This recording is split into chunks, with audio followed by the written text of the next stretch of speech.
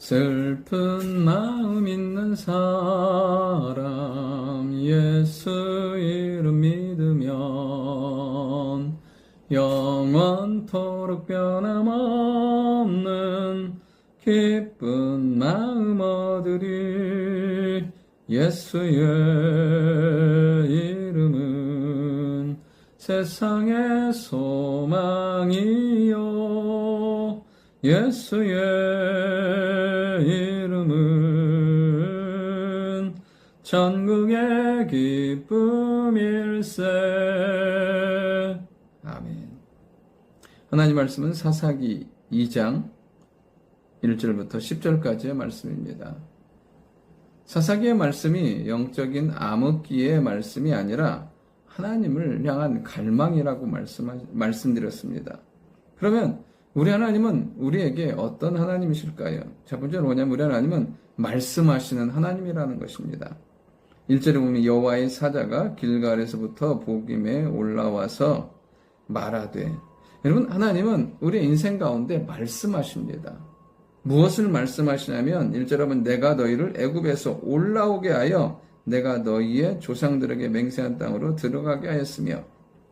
그러니까 우리 하나님께서는 우리를 어떻게 해요? 은혜로 택하시고 사랑으로 구원하셨다고 말씀하고 계세요. 여러분, 사랑하시니까 말씀하시는 거예요. 구원을 위해서 말씀하시는 거죠.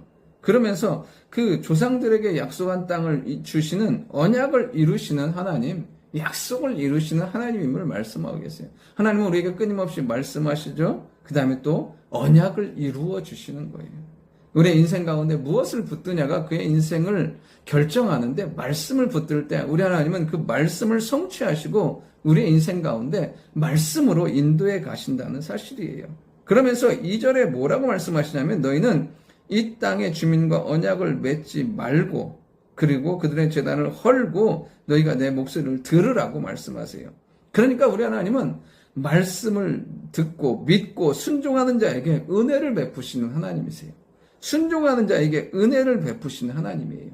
여러분, 오늘도 우리의 삶 가운데 소망이 무엇이냐면 어떠한 환경이고 내가 가보지 않은 땅, 해보지 못한 일을 할지라도 하나님이 계시고 내가 믿고 나아가고 순종하기만 하면 그 자리가 응답의 자리, 축복의 자리, 영광의 자리가 되게 만들어주신 하나님이세요. 누가복음 5장에 보면 밤이 맞도록 수고한 베드로에게 주님 말씀하십니다. 깊은 데로 가서 그물을 내려 고기를 잡으라고. 베드로의 고백은 간단했습니다. 내가 밤이 맞새도록 수고했을 때 잡은 것이 없지만은 내가 말씀에 의지해서 그물을 내리겠습니다. 여러분, 밤이 맞도록 수고했다니까요. 잡지 못했다니까요. 피곤함과 실패와 공허함이 있지만 그가 무엇이요? 말씀에 의지하니까 다시 던질 힘이 생긴 거고, 말씀을 의지하며 나아갈 때 어떻게 해요? 2배 가득 채우게 되는, 주의 앞에 엎드려서 주의 주되심을 고백하고 주의 제자로 부름받는 놀라운 역사가 일어나게 되는 것을 보게 됩니다. 여러분, 오늘도 우리에게 하나님의 계심이 소망이고 말씀하시는 그 하나님, 언약을 이루시는 하나님, 믿고 순종하는 자에게 은혜 베푸시는 그 하나님을 믿고 살아가는 우리의 삶, 그 삶 가운데 베푸시는 놀라운 축복과 은혜가 넘칠 수 있기를 원합니다. 그렇다면 이 하나님의 백성으로 살기 위해서 무엇을 해야 될까요? 첫 번째 뭐냐면 말씀을 듣고 돌이키는 거예요. 오늘 1절부터 2절까지의 말씀을 듣고, 그리고 이제 결론적으로 뭐냐면 하나님께서 이제 내가 그들을 쫓아내지 않겠다고, 너희 옆구리에 가시가 되고 그들의 신이 너희의 울무가 되겠다는 그 말씀을 듣고 백성이 소리내며 우는 것을 보게 돼요. 여러분, 정말 우리에게 필요한 것은 울고 후회하는 것이 아니에요. 여러분, 울고 후회하는 건 누구나 다 해요. 중요한 건 뭐냐면 말씀을 듣고 돌이키는 거예요. 이들은 여기서 울고 후회할 뿐이었지 돌이키지 않아요. 여러분, 정말 복임이라고 해가지고요, 그들 사이에서 정말 통곡하며 나아가지만 그 인생엔 변함이 없어요. 여러분, 아무리 결심하고 울고 후회해도 돌이키지 않는다면 그의 삶의 소망도 변화도 일어나지 않아요. 오늘도 우리가 하나님의 말씀을 듣는 이유는 간단해요. 내 죄의 악을 버리고 하나님의 백성으로 살기로 결정하며 돌이키는 거예요. 오늘도 우리의 삶 가운데 돌이켜야 될 것들이 있다면 돌이키는 은혜가 있기를 원합니다. 내 삶에서 끊지 못했던 그 습관들 같은 것들을 끊어내면서 온전히 하나님 앞에, 말씀 앞에 순종함으로 나아갈 때 하나님은 다시금 회복과 놀라운 은혜를 허락해 주실 줄 믿습니다. 그러니까 이 하나님 앞에서 우리가 가져야 될 태도는 뭐냐면 말씀 앞에 온전히 순종하며 돌이키는 거예요. 그리고 두 번째는 뭐냐면 우리에게 주신 기업과 우리에게 주신 땅과 우리의 장소에서 믿음의 아름다운 역사를 이루어 가는 거예요. 6절부터 내용이 그 내용입니다. 전에 여호수아가 백성을 보내매 이스라엘 자손이 각기 그 기업으로 가서 땅을 차지하였고, 7절 중요한 말씀이 나옵니다. 백성이 여호수아가 사는 날 동안과 여호수아 뒤에 생존한 장로들 곧 여호와께서 이스라엘을 위하여 행하신 모든 큰 일을 본 자들이 사는 날 동안에 여호와를 섬겼더라. 아멘. 여러분 그렇습니다. 우리 각자가 우리 한 사람 한 사람이 누구처럼 살아야 되냐면 여호수아처럼 사는 거예요. 하나님의 살아계심을 경험했던 장로처럼 사는 거예요. 그럴 때 어떤 일이 생겨요? 믿음의 전성기가 하나님의 역사가 이루어지는 것을 보게 돼요. 여러분 그 땅이 축복의 땅, 그 땅이 은혜의 땅이 될 수 있었던 비결은 땅이 아니에요. 그 땅에 누가 있느냐 하는 거예요. 여러분이 우리가 어떤 누구로 서느냐가 내가 서 있는 장소, 내가 사는 시간을 가치 있고 의미 있게 바꾼다는 거예요.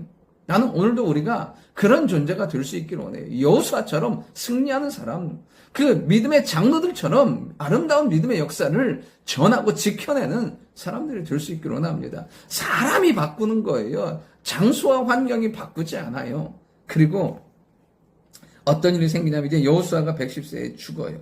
그러니까 어떤 일이 생기냐면 10절에 보면 그 세대의 사람도 다 그 조상에게로 돌아갔고 그 후에 일어난 다른 세대는 여호와를 알지 못하며 여호와께서 이스라엘을 위하여 행하신 일도 알지 못하였더라. 어떤 세대가 일어나요? 여호와를 알지 못하는 세대. 그리고 또요, 이스라엘을 위해서 행하신 일도 알지 못하는 사람들이 나와지는 것을 보게 돼요. 그럼 정말 믿음의 역사가 단절되는 것만큼 슬프고 아픈 일이 없어요.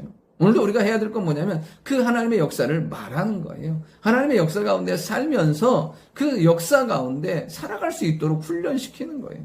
중요한 건 무엇이냐면 우리 안에 주신 은혜와 능력이 있을 때 그것이 가능하다는 거예요.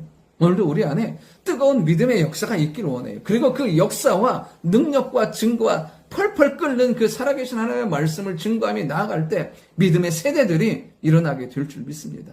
우리보다 더 강력한 믿음의 세대를 세우는 우리가 될 수 있기를 원합니다. 좋으신 아버지 하나님, 정말 우리의 인생 가운데 말씀하시고 언약을 지키시고 은혜를 베푸시는 하나님 앞에 온전히 서게 도와주시고 말씀을 듣고 돌이키게 하시고 우리에게 주신 땅을 믿음의 삶으로 바꿔가는 역사가 있게 하시고 하나님 나를 통해서 아름다운 믿음의 역사가 흘러갈 수 있도록 믿음의 세대가 세워질 수 있도록 우리를 사용하여 주옵소서. 예수님의 이름으로 기도드립니다. 아멘.